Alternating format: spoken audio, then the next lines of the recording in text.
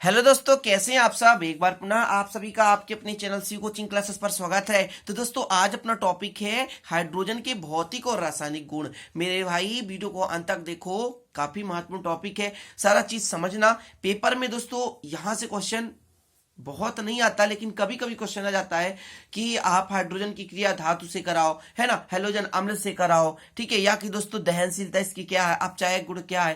तो ये सारी चीजें आपको आज सीख लेना है दोस्तों। तो सबसे पहले देखते हैं भौतिक गुण। भौतिक गुण जो दोस्तों उसको समझेंगे, इसके बाद दोस्तों रासायनिक गुण देखेंगे।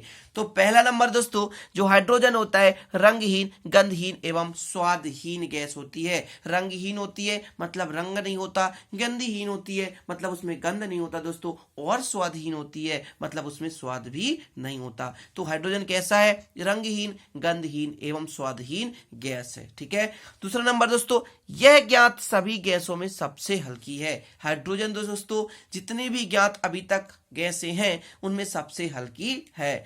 अगला दोस्तों, यह लिटमस के प्रति उदासीन है। ना तो दोस्तों नीला करता है ना तो लाल करता है। आप लोग पढ़े होंगे आम्ल क्षार लिटमस पत्र दोस्तों बदल देता है कलर, है ना, लेकिन यह उदासीन है। इसे उच्च दाब एवं निम्न ताप पर द्रवित किया जा सकता है। मतलब अधिक दाब किया जाए और तापमान निम्न रहे दोस्तों, तो हम हाइड्रोजन को द्रवित अवस्था में ला सकते हैं। अगला दोस्तों, इसके गलनांक एवं क्वथनांक बहुत निम्न होते हैं, बहुत कम होता है, बहुत कम होता है, ठीक है। यह अत्यधिक दहनशील है मतलब ज्वलनशील है, किंतु दहन में सहायक नहीं है। मतलब दोस्तों जलकर ज्यादा मात्रा में ऊष्मा उत्पन्न करती है, लेकिन दोस्तों जलने में सहायक नहीं है। किसी चीज को जला नहीं सकती किंतु स्वयं जलती है। क्लियर। तो ये छोटे से टॉपिक के साथ भौतिक गुण अपना कंप्लीट। अब दोस्तों अपना चर्चा है रासायनिक गुण पर। तो चर्चा करते हैं अपन रासायनिक गुण, जिसमें पहला है दोस्तों दहनशीलता।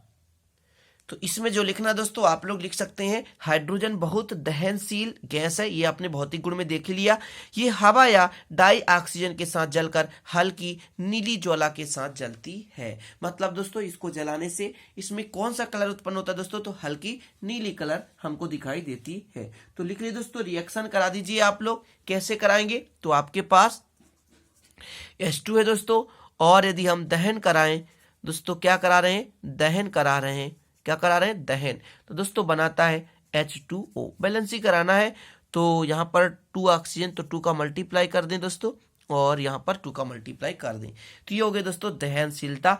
मतलब दोस्तों दहनशीलता में होता क्या है कि जलता है, और किस कलर का दोस्तों, नीले कलर का, और पानी का निर्माण करता है, ठीक है।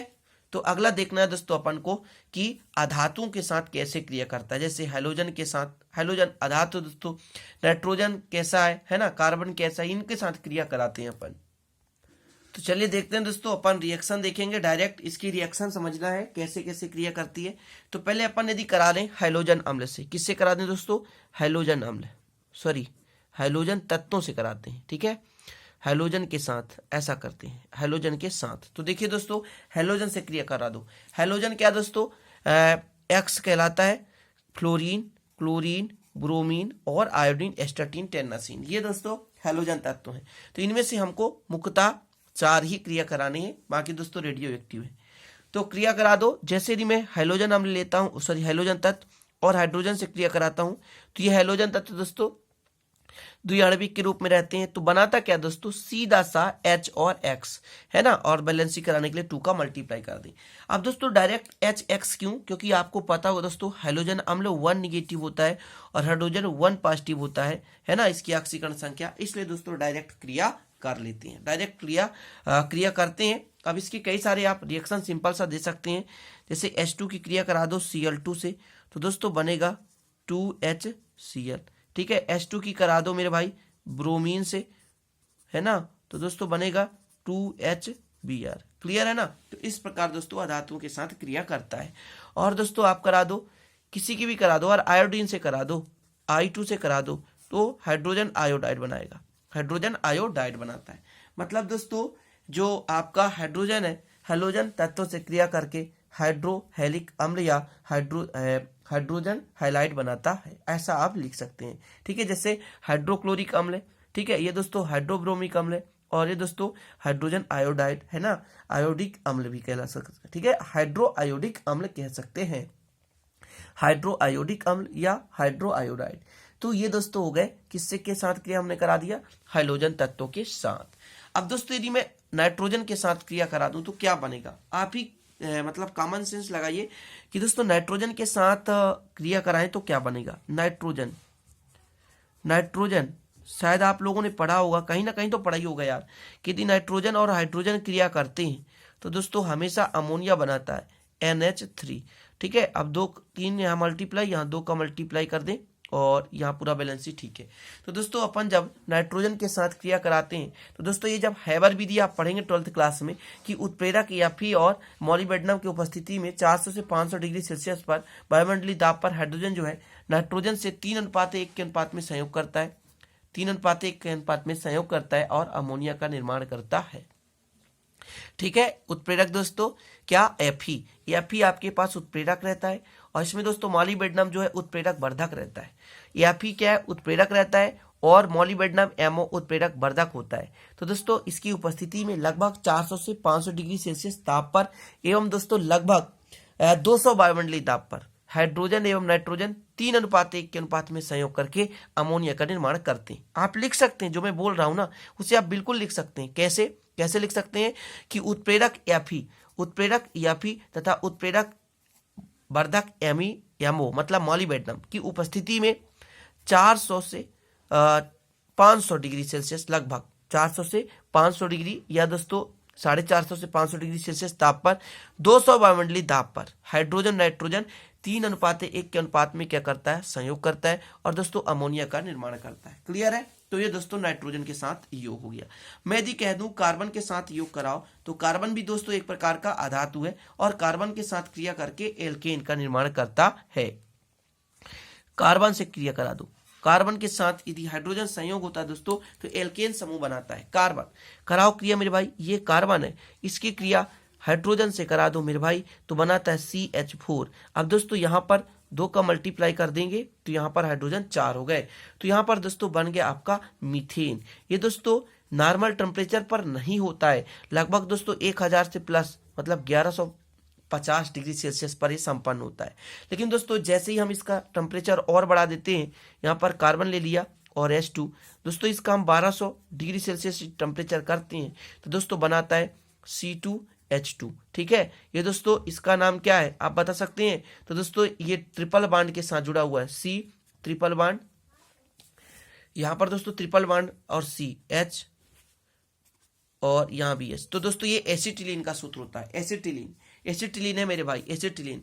तो दोस्तों 1200 डिग्री सेल्सियस ताप पर यदि कार्बन और हाइड्रोजन की आपस में क्रिया करा दें, बैलेंसिंग कराने के लिए 2 का मल्टीप्लाई कर दें तो दोस्तों ये क्रिया करके जानते हैं क्या बनाता है, तो बनाता है एसिटिलीन बनाता है।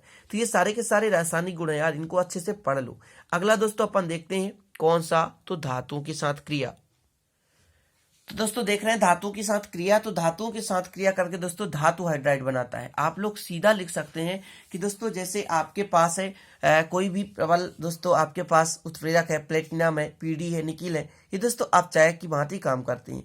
तो प्रबल अपचायक जैसे निकिल है दोस्तों, निकिल है ना, और आपके पास पैलेडियम हो सकता है और दोस्तों आप ले लें प्लेटिनम ले सकते हैं। ठीक है, तो ये दोस्तों ये प्रबल अपचायक है। इन प्रबल अपचायक की उपस्थिति में दोस्तों जो हाइड्रोजन होता है वो धातुओं के साथ क्रिया करके हाइड्राइड का निर्माण करता है। किसके साथ दोस्तों, धातु के साथ क्रिया कर। जैसे आप क्रिया करा दीजिए मेरे भाई, आपके पास सोडियम है, सोडियम की क्रिया H2 से करा दो तो बनाएगा क्या दोस्तों, NaH बनाएगा। मल्टीप्लाई यहाँ पर 2 है तो 2 का कर दो, यहाँ भी 2 का कर दो। इस प्रकार दोस्तों सोडियम हाइड्राइड का निर्माण करता है धातु के साथ क्रिया कर। सिंपल है। अगला दोस्तों देखते हैं, ये कैल्शियम है, कैल्शियम की H2 से क्रिया करा दो मेरे भाई तो क्या बनाएगा, CaH2 बनाएगा। कैल्शियम हाइड्राइड का निर्माण करेगा, हाइड्रोलिथ। ठीक है, कैल्शियम हाइड्राइड बना रहा है। ठीक है दोस्तों, ये क्या बन गया, कैल्शियम हाइड्राइड बन गया। तो इस प्रकार से दोस्तों धातु के साथ भी क्रिया करता है। अब दोस्तों एक चीज मैं आपको यहाँ पर बताना चाहूंगा, CaH2 दोस्तों ये है हाइड्रोलिथ। एक वीडियो में मैंने गलती भी कर दिया है, उसके लिए माफी चाहता हूँ। CaOH को बता दिया दोस्तों, जबकि ये कैल्शियम हाइड्रोक्साइड होता है, ये हाइड्रोलिथ नहीं है। ध्यान रखिएगा मेरे भाई, यदि आप मेरे रेगुलर वीडियो देख रहे होंगे तो एक पिछला वीडियो था दोस्तों जिसमें मैंने कैल्शियम हाइड्राइड, ये CaH2 है दोस्तों, इसको मैंने बता दिया था।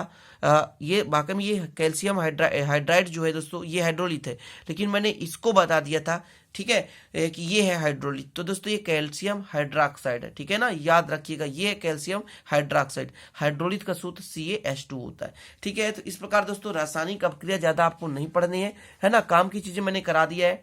अब आगे दोस्तों आएगा कि हाइड्रोजन के हाइड्राइड, तो उसको अपन विस्तृत चर्चा करेंगे। तो चलते हैं दोस्तों, अच्छा लगा तो प्लीज लाइक कर देना और दोस्तों के साथ शेयर करना। मिलेंगे अगले वीडियो में नए टॉपिक के साथ, तब तक के लिए जय हिंद, वंदे मातरम।